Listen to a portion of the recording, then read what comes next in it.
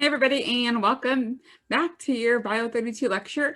Hopefully you guys have had some time to kind of think and reflect on your exam 2, what went well for exam 2, what didn't go so well, what study habits worked, what didn't. And hopefully now you're refocused and remotivated to start this next unit of material. This is the last unit of material before your final exam. It's all about the nervous system. So we only have one organ system left to cover, and it's the nervous system. And it's a big system with a lot of different components. So we have plenty of information to cover on the nervous system from now until your final or finals, because you'll have two finals, two separate ones on 2 different days. You'll have one week and one the other week. Your practicals first during week, I think 15, and then your final week 16, I believe. Yeah. So your practical final is week 15.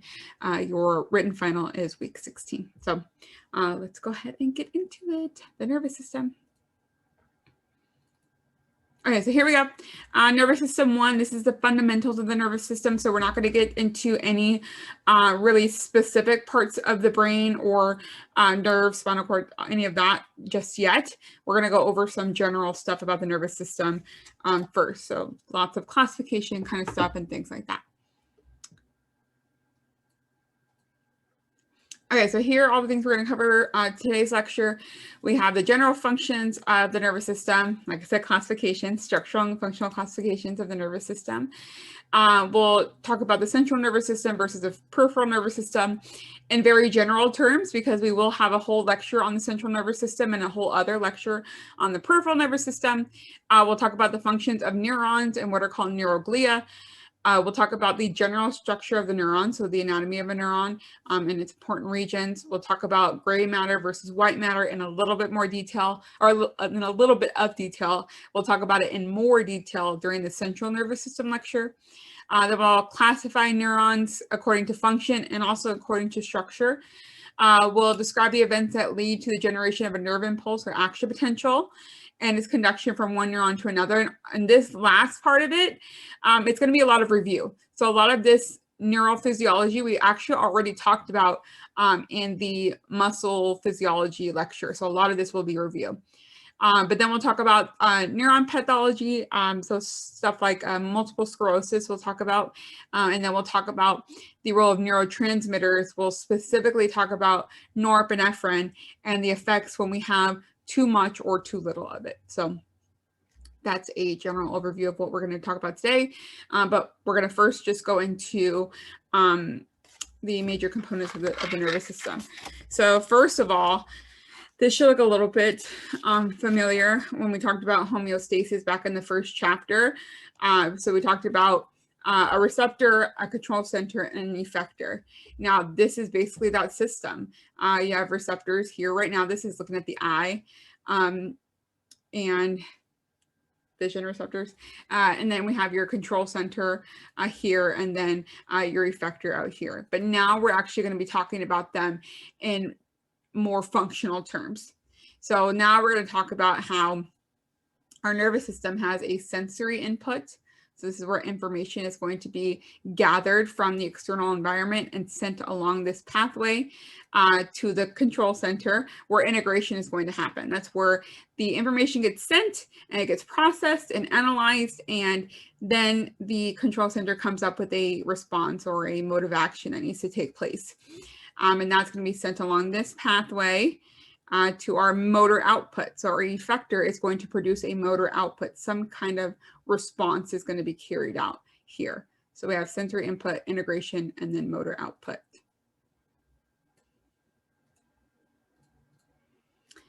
So just like I said, there are these functions. So sensory input, integration, motor output. And this is going to activate our effectors and our muscles and our glands. There is a little bit more that I kind of want to talk about as far as an overview of the nervous system and these different components are concerned.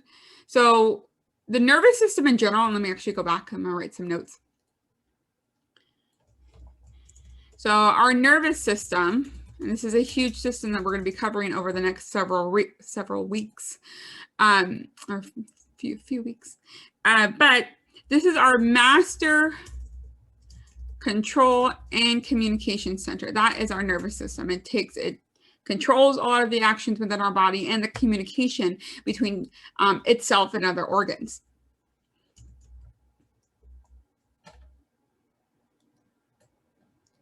Okay, so our thoughts, our actions, and also our emotions, all of these things, all of these activities or processes, these are all made possible through the activity of the nervous system. So all of these things, the way you think, the way you act, the way your muscles and organs act, and your emotions, those are all made possible through the activity of the nervous system. The nervous system activity. So it controls a whole lot in your body. Now, sensory input, like we said before, this is the information gathered from our receptors monitoring the stimuli from our external environment, also our internal environment. So this is info gathered from monitoring stimuli from our environment. Right? Our receptors are monitoring the changes that are happening in our internal and external environment. And remember, you should know this already, but a stimulus is a change. Right? Change in the environment. So a stimulus or stimuli is plural.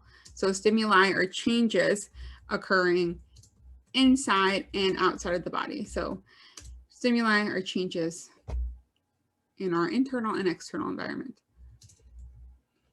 So that's our sensory output. The integration, and like I said before, I'm just putting it into words, or they're already into words, but I'm typing them out in words. But the integration is where that information is processed. So it processes, also interprets that information, and then with that information, it decides an action or response.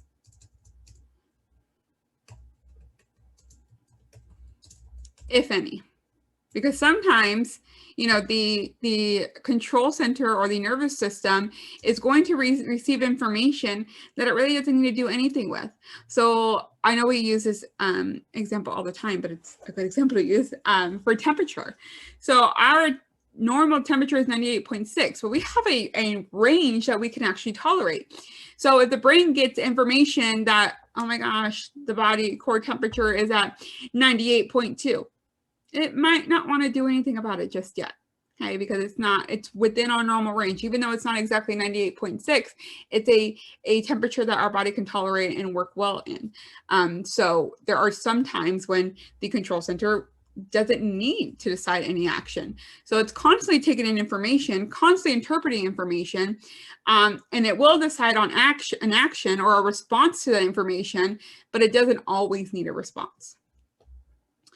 And then the motor output, this is where the response is carried out by the activation of the effectors, which are muscle or glands, or could be some other organ, usually a muscle or a gland though.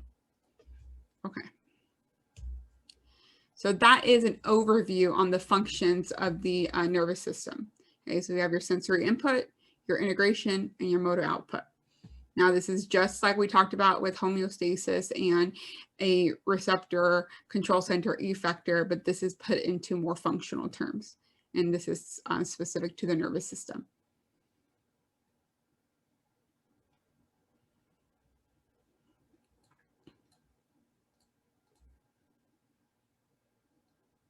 Okay, so structural classification of the nervous system. So remember, most of these systems, we do have structural classification and functional classifications for things, just like we did with the skeletal system, but the joints portion of the skeletal system. So structural classification as far as the nervous system, our structural classification of the nervous system is going to break up our nervous system into two main branches of this particular system. So we have our central nervous system, which contains our brain and spinal cord. Right? That's one classification. We have our central nervous system, which only contains these particular structures or organs. And then we have our peripheral nervous system, which is made up of our cranial nerves and our spinal nerves. And again, this is a structural classification because we're classifying different components of the nervous system by the structures that are held within them. So a little bit about each one of these. So first of all, actually, before we get into it, I actually have a little bit of a review question about the central nervous system. So the central nervous system contains the brain and spinal cord. So what I want you guys to tell me is what body cavity do the organs of the central nervous system occupy? So this is kind of a cumulative review question, a practice final exam question. So which body cavity do the organs, all of them, both of them, of the central nervous system occupy? So let's look at our central nervous system picture. So there is a particular cavity that holds both of these structures here, or organs. Okay. And I'm not going to give you a multiple choice. This is something you should remember off the top of your head from the beginning of the semester. So I'm going to give you a couple more seconds to think of the answer. 1, 2, 3, 4. It is and it's on the back side of the body. Hopefully that helps to bring up that answer for you. But it's the dorsal cavity. So the dorsal cavity is a cavity on the back side of the body that houses both your brain and your spinal cord. So it is divided into, you have like your cranial cavity as well as your spinal cavity, but your cavity that holds both of those structures or both of those components of the central nervous system is the dorsal cavity. So hopefully you remember that. So again, these are structural classifications in the nervous system. We're breaking apart the nervous system into two components or two different branches based off of the structures that occupy them. So we have the central nervous system that only encompasses the brain and the spinal cord. And then you have your peripheral nervous system, which is off to the side or off the periphery or kind of away from the central nervous system. And these are your cranial nerves from the brain and your spinal nerves from your spinal cord that allow that communication between the brain and spinal cord and the information coming in at your receptors. So give a little bit more of a distinction between these cranial and spinal nerves. So your cranial nerves, these cranial nerves carry impulses to and from the brain. And maybe this is a little bit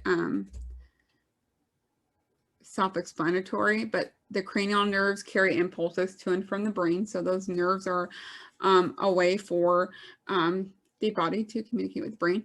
So cranial nerves carry impulses to and from the brain. And then you have your spinal nerves that carry impulses to and from the spinal cord.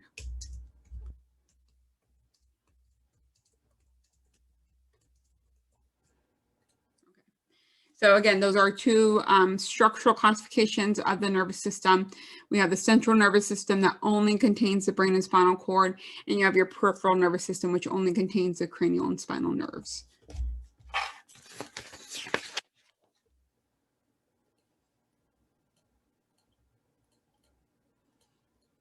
We already answered that question, but here is a diagram kind of just showing both of those structural classifications. So again, your central nervous system, where your main control center is, where all these decisions are going to be made, is the brain and the spinal cord coming down here.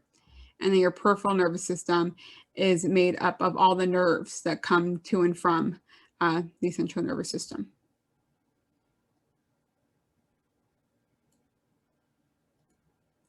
Okay, so now we're going to talk about the functional classification of the nervous system. So we have two functional divisions of the nervous system. We have the sensory division, and then we have the motor division. Okay, so your sensory division is going to be the portion that takes care of sensory input. Okay, so this is the sensory division carries information to the central nervous system. So all those receptors that are detecting things like smell, vision, for hearing, stretch receptors.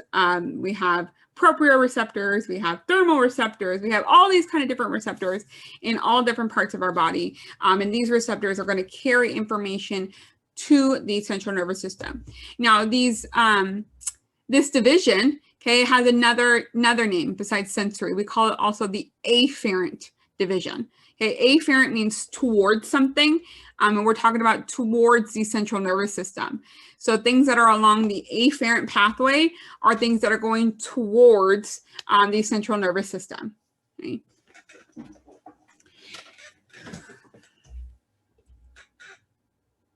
So let me erase that stuff. I'm going to type some stuff out. So you have your sensory division. This is a functional classification because this is based off the function, the sensory function of the nervous system. And again, the sensory division carries information from wherever in the body to the central nervous system. So we have kind of two kinds of sensory fibers or nerves, really. So we have what are called somatic sensory fibers. So remember, somatic is like of the body, but somatic sensory fibers, and really somatic is voluntary as well, but that's not really important here. But somatic sensory fibers, those are sensory fibers that are carrying information from our skin, our skeletal muscle, and our joints. Basically all of the kind of superficial kind of stuff. So skin, skeletal muscle, and the joints. Then we have what are called visceral sensory fibers. And these are neurons that are carrying information from our visceral organs, or inner organs. So these somatic sensory fibers, we find these more superficial. And then the visceral organs are more deep in location. Okay. So somatic sensory fibers and visceral sensory fibers.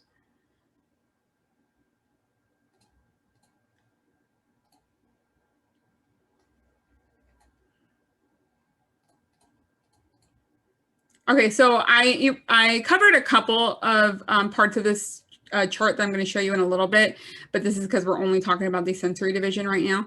But with the sensory division, again, we have both somatic and visceral sensory fibers, which I just showed you. But the sensory division, again, just carries impulses from our receptors to our central nervous system. And you can see the sensory division is going towards the central nervous system, but it has to pass through this peripheral nervous system because as we talked about before, the peripheral nervous system is our cranial nerves and our spinal nerves.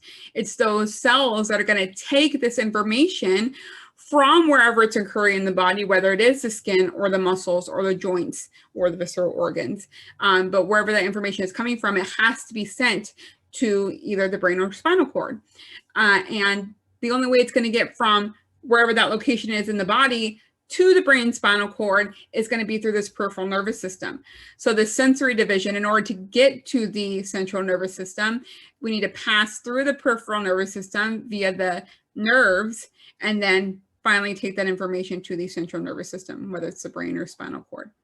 Right, so that's the sensory division, carrying information from different parts of the body to the central nervous system. And in order to get there, it needs to pass through these cranial and spinal nerves. So we have to go through the peripheral nervous system to get to the central nervous system.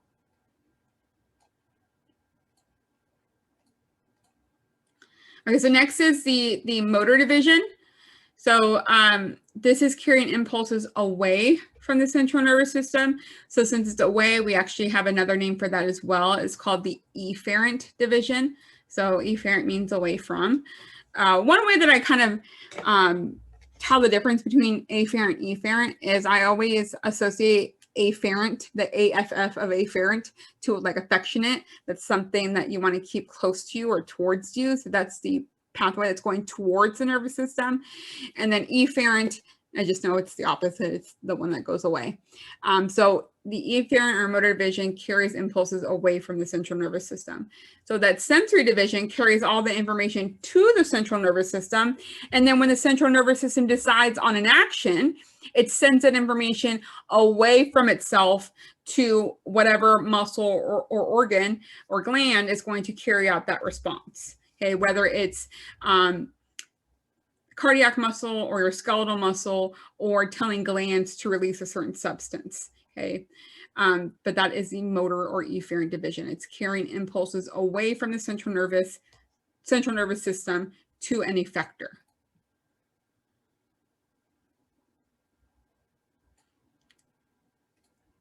So this carries impulses away from the CNS. So from the central nervous system to an effector, which for the most part is a muscle or gland, but could be another organ. Okay.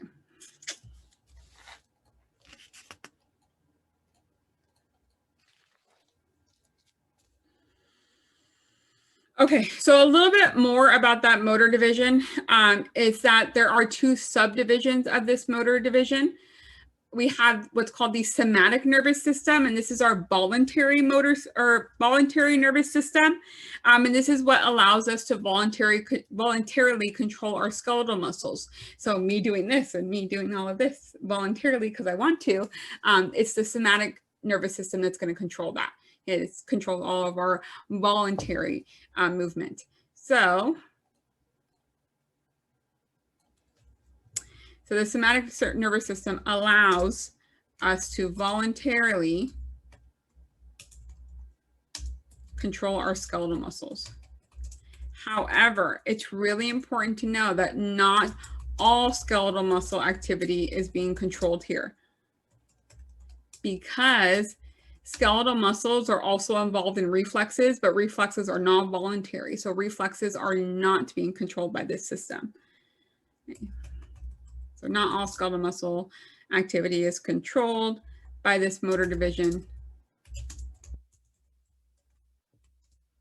Not all skeletal muscle activity controlled by this motor division is voluntary. Okay, so not everything in this, see, so we have reflexes. So make sure you know that the somatic nervous system is voluntary. It allows us to control our skeletal muscles. However, even though our skeletal muscle is involved in our reflexes, reflexes are not voluntary. Reflexes are involuntary.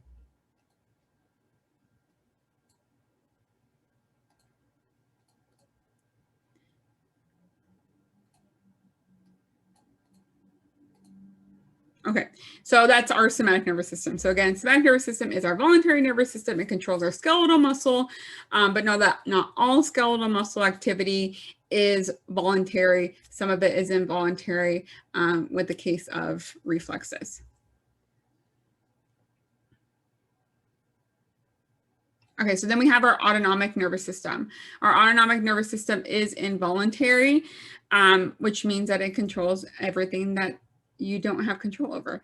So it controls all involuntary activity. So to further subdivide this autonomic nervous system, we have what's called the sympathetic nervous system. And our sympathetic nervous system controls your flight or fight response. So if you're put in a dangerous situation or something very stressful, it's your sympathetic nervous system that takes over. And what it does is it's going to give you the energy and the oxygen nutrients that you need to either fight your way through this scary situation or to run away. Blood supply will be diverted to areas like your heart, your lungs, your muscles to give you that energy to survive that situation. So that's your flight or fight response. And we'll talk much more about that when we get into the autonomic nervous system. But then we have what's called your parasympathetic nervous system. And your parasympathetic nervous system controls your rest and digest kind of activity. So like right now, while you're watching this lecture, your parasympathetic nervous system is actually controlling the activity right now. It's allowing for rest and digestion and a lot of different housekeeping things that your body can take care of while you're in a rested state. when you are running a mile or involved in a fight or something that is very stressful or maybe exciting or things like that, your parasympathetic nervous system is not going to worry about those housekeeping things. Your sympathetic nervous system is going to take over and make sure that you can last through whatever that event is. Now, you can very quickly switch from one system to the other. So let's say I'm watching a lecture, or I'm watching a lecture, and my parasympathetic nervous system is mostly controlling things going on in my body. So again, like digestion and resting and things like that, housekeeping things that are occurring in your body. However, if I were to hear a big bang or a crash or something loud happen outside that tells me that I may be in danger, my body will quickly switch to the sympathetic nervous system to make sure that my body is equipped to handle whatever emergency it is that I just heard.